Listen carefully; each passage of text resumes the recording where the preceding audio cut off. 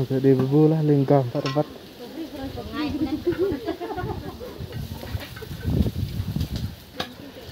Nah, di bubu lah kebat lingkar kebat di bubu nih.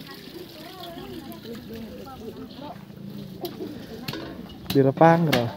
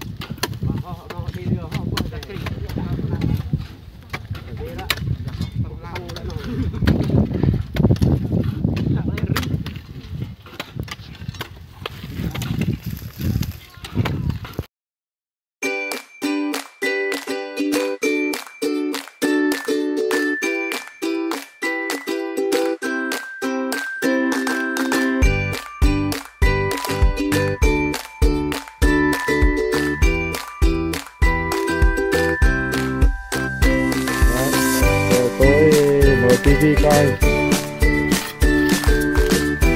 giới thiệu ông thợ quảng cáo.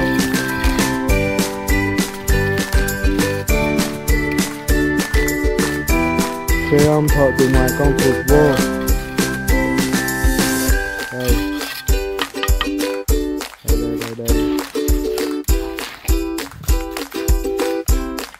Đây là kết quả từ sáng tới giờ trưa nha. Vì xem tới giờ chiều là nó sẽ cao nhé. Đây là lính của ông. Lính làm đàng hoàng nhá.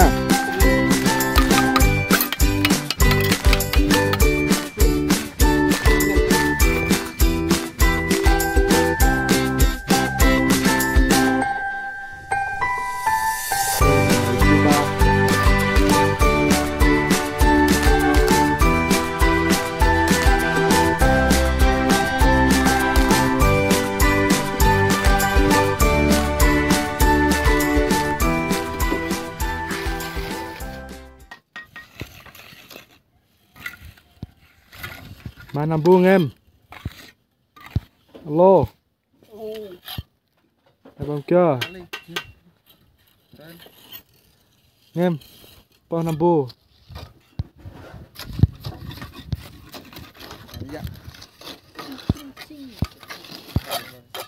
Còn nằm ở sau này.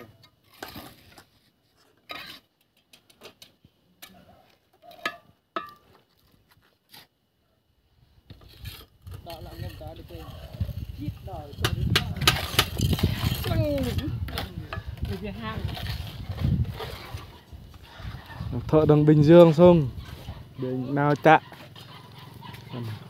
nên cái vả băng hoàng em hả cái vả băng đâu tôi bốc vào dân nào nó lẹt để băng đi vào luôn nào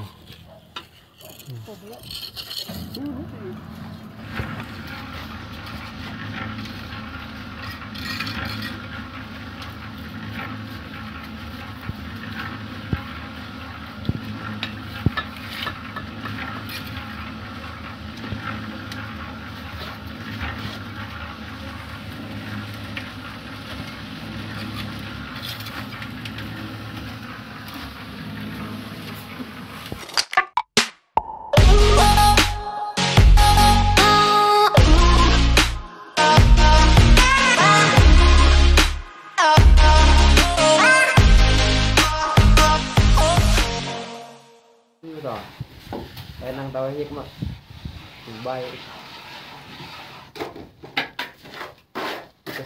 một là cái gì đấy vô học sẽ tính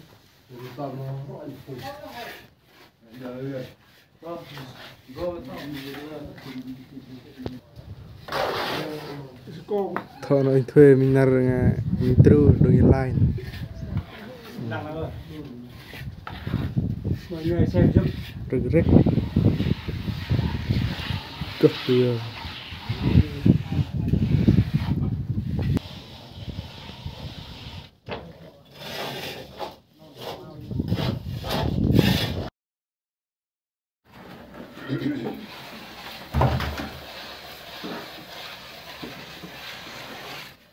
đặt thích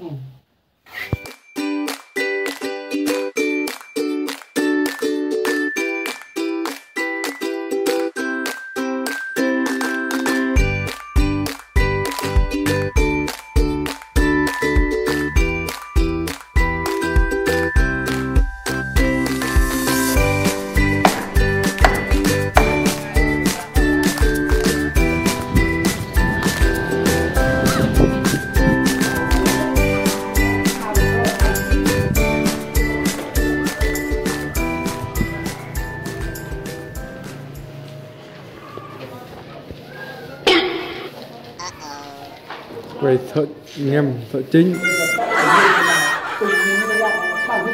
ăn chỗ đang em thì chấp vào hết mình thắp vào hết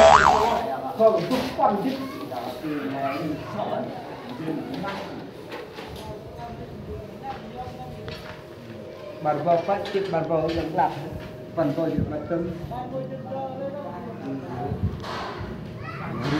này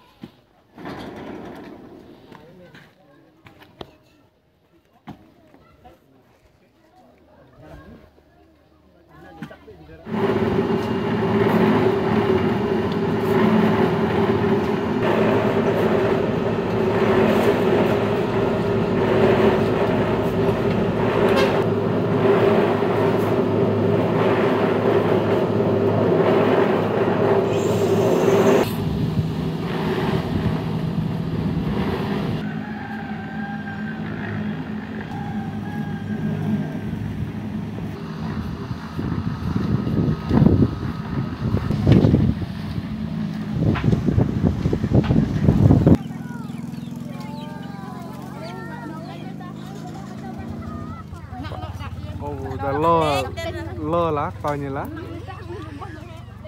ta làm rêu ta ở đây ta giúp việc để cho cái kêu việc mà tụi tóc ra sẵn nhưng rồi là từ đây đây là tao gọi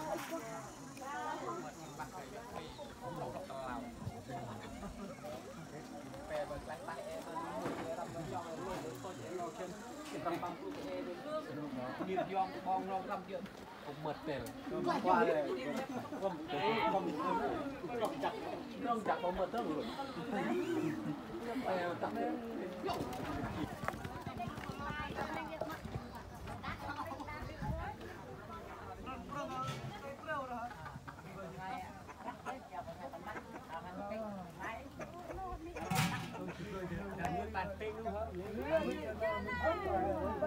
Nào là lâu nhân minh cái như thế này. Hello mà kêu mà hello mọi người, xin chào mọi người. Bây giờ có ạ, tao sao? Đang ơi, như xa đang rồi nó. Nó quay một ngày được tiền nào thế Quay nhìn rồi, un cha đi rồi. Cái này khó là hay gắt hộp đấy rồi. Bạn biết đây là con tép á. Quê ta riêng câu. Nhỏ từ gồm rong giang. Biết cái tầm đang. Tặng bác hội là nhân tâm thành sao để thằng. Đó, đang quá. Lát trong chỗ nào. Lát trong là tay gỡ lên đó. Tay gỡ đó. Quay giáp trong canh. Quay cái này lại. Quê cái nêm đi á.